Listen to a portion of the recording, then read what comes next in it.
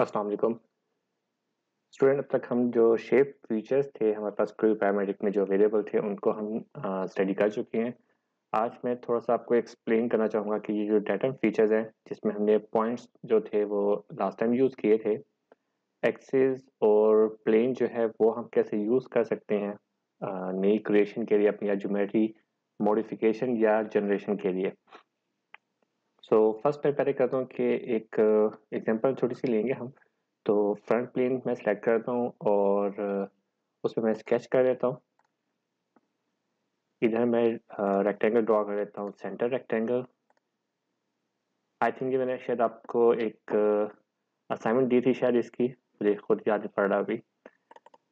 Okay, let's make it 300 so we can know what are the dimensions of our body. So let's make it extrude up to 50 and okay. तो just मुझे एक solid body जो थी वो यहाँ पे required थी, सो मैंने ड्रॉ कर दी।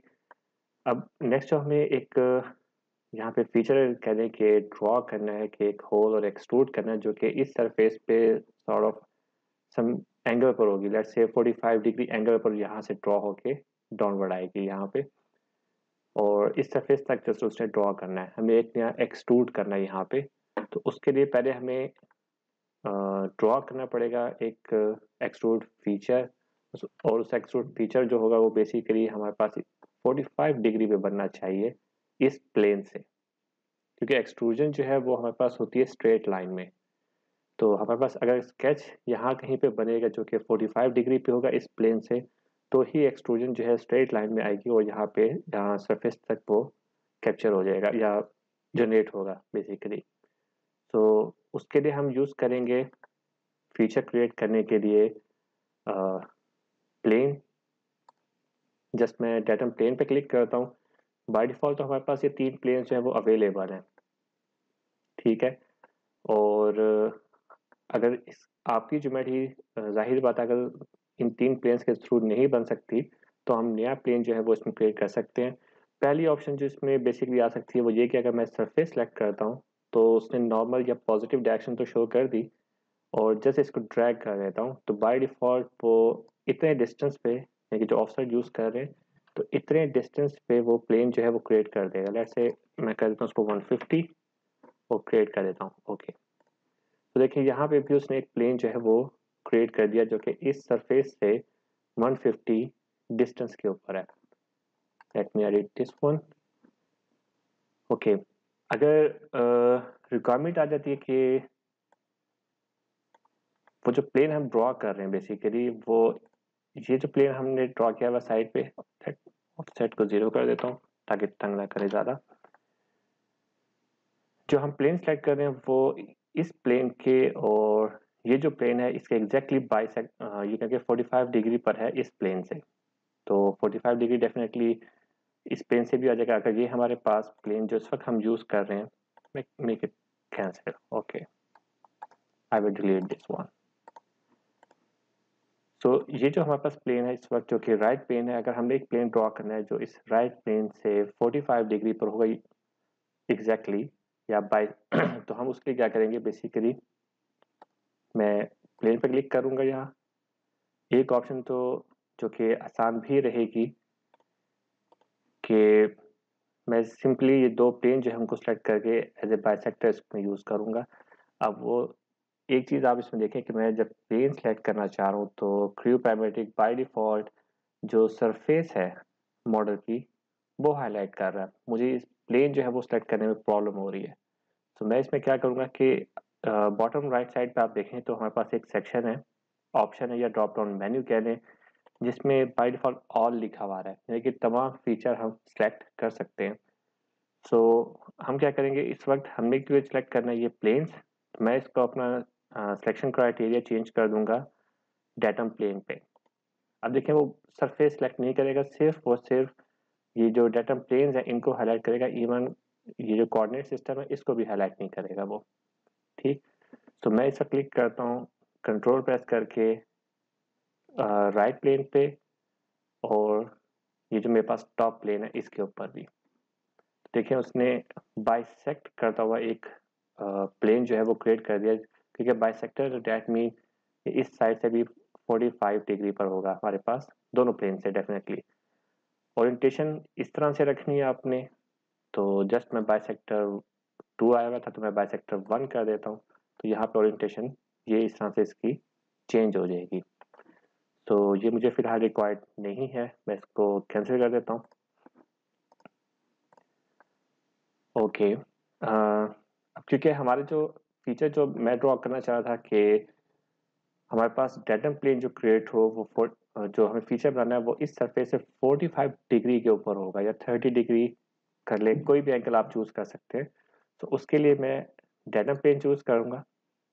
पहला जो मेरे पास रेफरेंस है, क्योंकि मैं 3 रेफरेंस सेलेक्ट कर सकता हूँ, तो इस वक्त पहला रेफरेंस मैं सेलेक्ट करूंगा। ओके, क्राइटेरिया मैंने चेंज करना था ऑल पे। पहला रेफरेंस लूंगा ये सरफेस, ये प्लेस कर दिया। कंट्रोल प्रेस करते हुए जो सेकंड रेफरेंस है उसको मैं चूज करूंगा, ये जो एज आ रही है मेरे पास।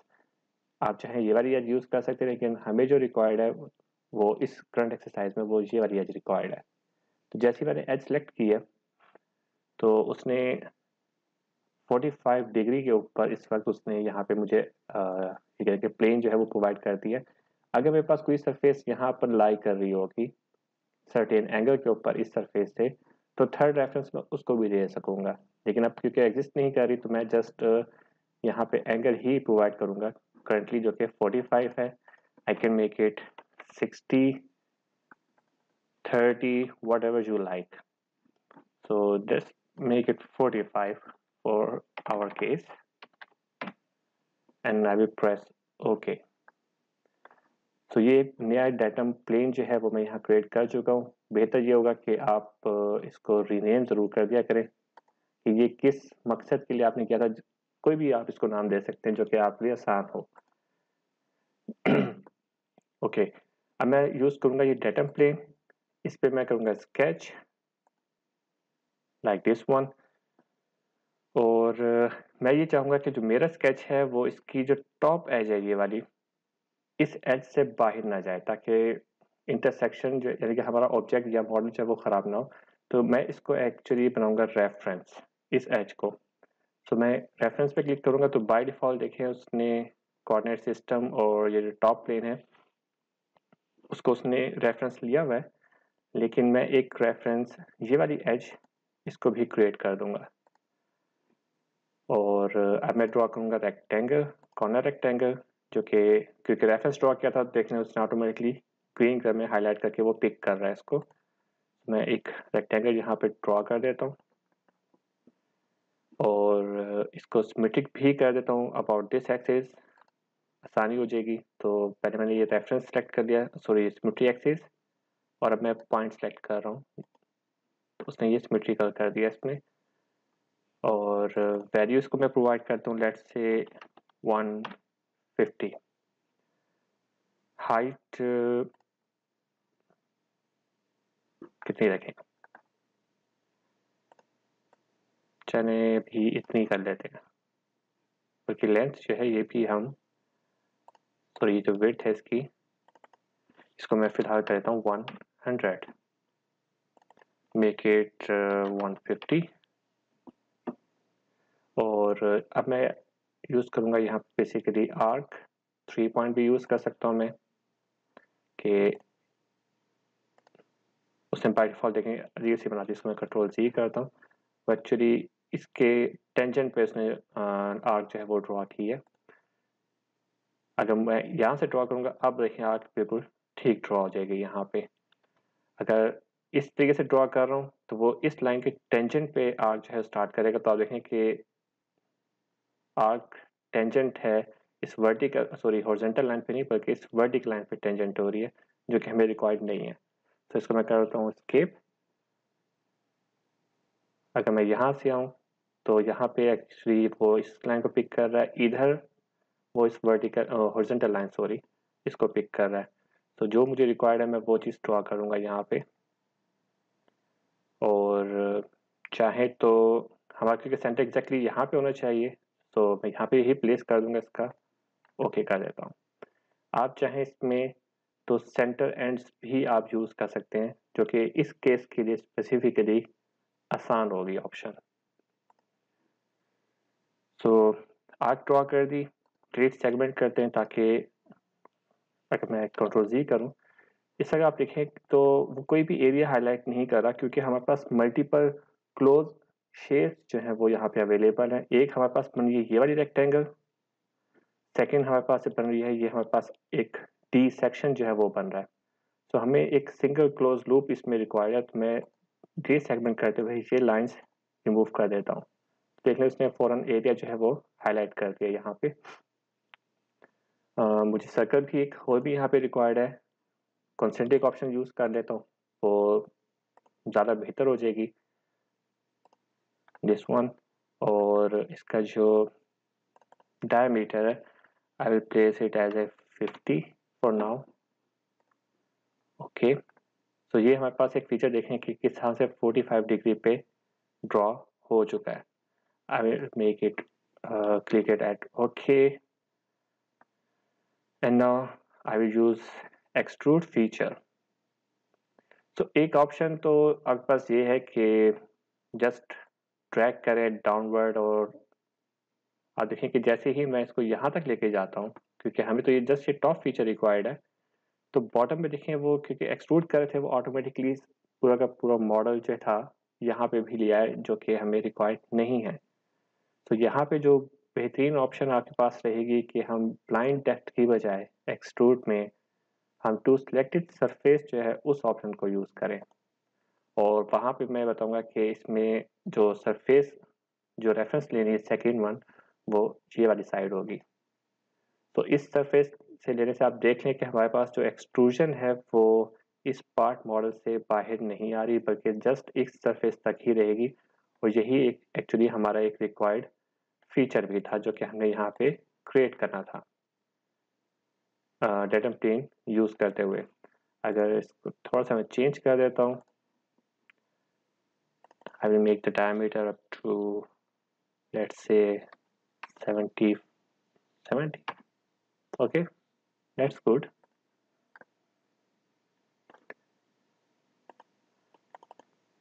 और इसका जो डायमीटर है इसको मैं चेंज कर देता हूँ 70 पे। उसका रेडियस था और यहाँ हमारे पास क्या हो चुका है वो डायमीटर। इन केस आप चाह रहे हैं कि आपका होल क्रिएट हो जो कि यहाँ से पास हो रहा हो और इधर से भी आउट हो रहा हो, तो बेसिकली आप यही सरफेस यूज कर सकते हैं और स्केच कर सकते हैं होल क्रिएट करने के लिए। क्योंकि अभी फिलहाल नज़र नहीं आ रहा तो मैं यहाँ पे एजिस कर देता हूँ, नो हिडन लाइन, और कॉन्सेंट्रिक जस्ट ये मैंने बना दिया एक सर्कल। क्रिएट हो गया I think so. Shading okay, तो आप इसको भी एक्सट्रूड कर सकते हैं।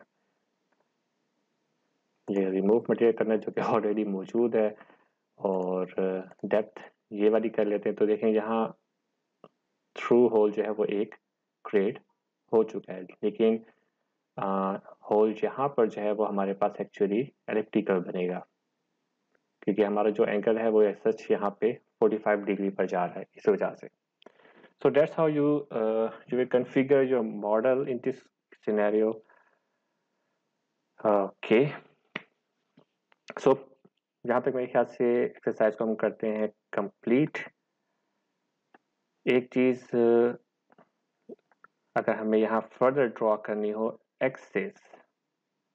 एक्सिस और पॉइंट एक्चुअली ड्रॉ करना भी ऑलमोस्ट सिमिलर है कि लेट्स से अब मुझे मैं रिक्वायर्ड कर हमारी जो रिक्वायरमेंट आ जाती है कि वो ये कि एक्सिस में ड्रॉ हो जो कि ये जो प्लेन है डेटम प्लेन जो कि राइट बना रहा है इस प्लेन के नॉर्मल होगा, ठीक। और इन सेंटर से ये जो ओरिजिन हमारा इस ओरिजिन से सम सर्टेन डिस्टेंस के ऊपर वो क्रिएट होगा।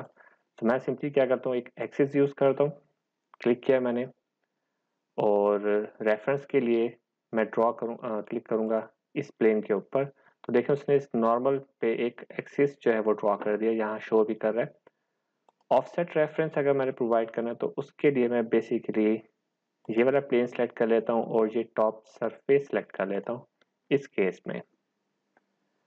सो अब आप देख सकते हैं कि मैं इस प्लेन को ड्रैग कर सकता हूँ और वो मुझे इसकी जो लोकेशन है मॉडल से कितने डिस्टेंस पे है, कितनी हाइट पर है इस सरफेस से, वो सारी की सारी यहाँ पे मुझे इस वक्त शो कर रहा है। इसको मैं प्लेस कर देता हूँ from here to 200, make it 200 also and okay. So ये एक्सिस हमारे पास एक क्रिएट हो चुका है इतनी हाइट पे। एक नया प्लेन अगर क्रिएट करना है जो कि इस एक्सिस में से पास हो और इस सरफेस के पैरेलल हो, तो मैंने इस सरफेस पे क्लिक किया है और इसके ऊपर क्लिक कर दिया। ठीक है, इस पे भी मैं पैरेलल कर देता हूँ यहाँ पे। तो देख लें कि जहाँ एक्सिस के ही उसने इक्वलेंट जो है यहाँ पे मुझे प्लेन वो क्रिएट कर दिया है। अगर ऑफसेट कर देता हूँ तो अगेन एंगल के ऊपर मैं इस प्लेन जो है वो क्रिएट कर सकता हूँ। So that's how you will use this feature to make your life easier while modeling in Creo Parametric.